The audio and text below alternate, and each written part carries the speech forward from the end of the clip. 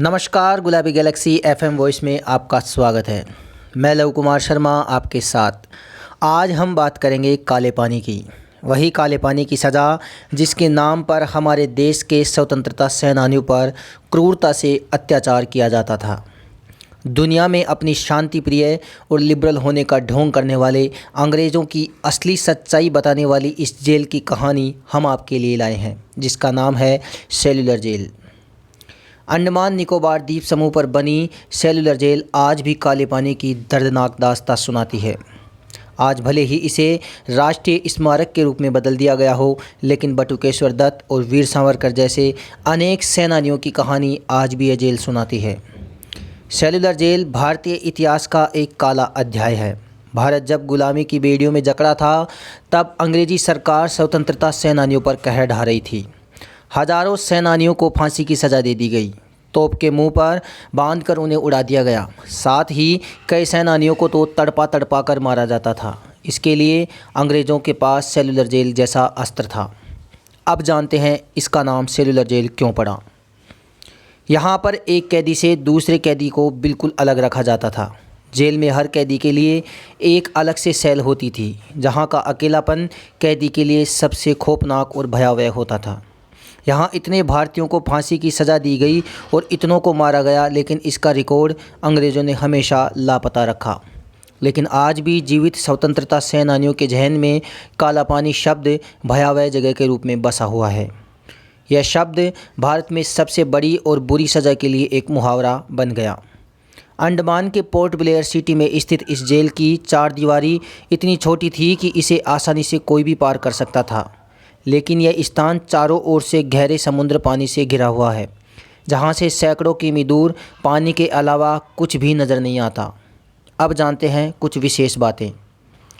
सबसे पहले 200 विद्रोहियों को जेलर डेविड बेरी और मेजर जेम्स पैटिसन वॉकर की सुरक्षा में यहाँ लाया गया। उसके बाद 733 विद्रोहियों को कराची से लाया गया। भारत और बर्मा से भी यहाँ सेनानियों को सज़ा के लिए बतौर लाया जाता था। पानी के बीचों बीच होने की वजह से यह द्वीप विद्रोहियों को सज़ा देने के लिए अनुकूल समझी जाती थी। साथ ही उन्हें सिर्फ समाज से अलग करने के लिए यहाँ नहीं लाया जाता था, बल्कि उनसे जेल का निर्माण करवाना, भवनों का निर्माण, बंदरगाहों जैसे निर्माण कार्यों में भी लगाया जाता था। यहाँ आने वाले कैदी ब्रिटिश शासकों के घरों का निर्माण करते थे। सेल्युलर जेल का निर्माण 1896 में प्रारंभ हुआ और 1906 में बनकर ये तैयार हुई। इसका मुख्य भवन लाल ईंटों से बना हुआ है। ये ईंटें बर्मा यानी म्यांमार से लाई गई थी। इस भवन की 7 शाखाएं हैं और बीचों बीच एक टावर है।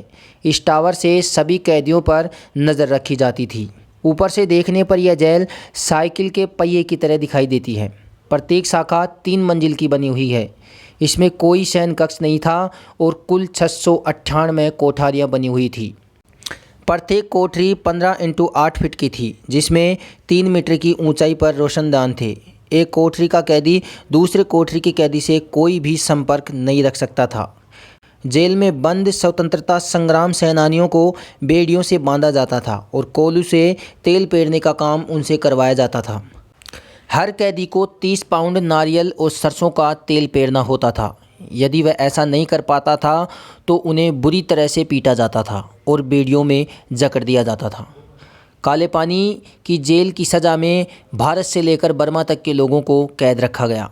एक बार यहाँ 238 कैदियों ने भागने की कोशिश की थी, लेकिन उन्हें पकड़ लिया गया। एक कैदी ने तो आत्महत्या कर ली और बाकी पकड़े गए।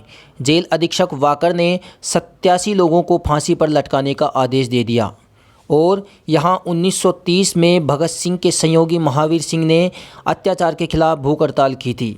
जेल के कर्मचारियों ने उन्हें जबरन दूध पिलाया। दूध जैसे ही पेट के अंदर गया तो उनकी मौत हो गई। इसके बाद उनके शव में एक पत्थर बांधकर उन्हें समुद्र में फेंक दिया गया।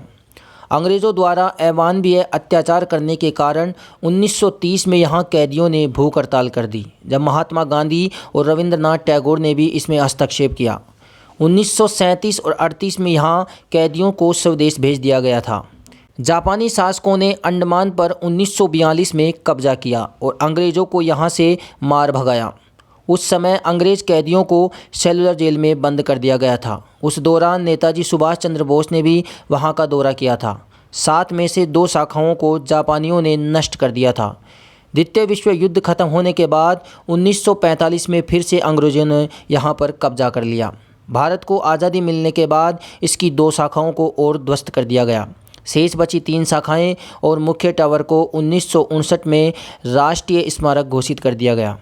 1963 में यहाँ गोविंद वल्लभ पंत अस्पताल खोला गया। वर्तमान में यह 500 बिस्तरों वाला अस्पताल है, जिसमें अब मरीजों की सेवा की जाती है। अगर जानकारी अच्छी लगी हो तो चैनल को लाइक, शेयर और सब्सक्राइब ज़रूर करें। धन्यवाद।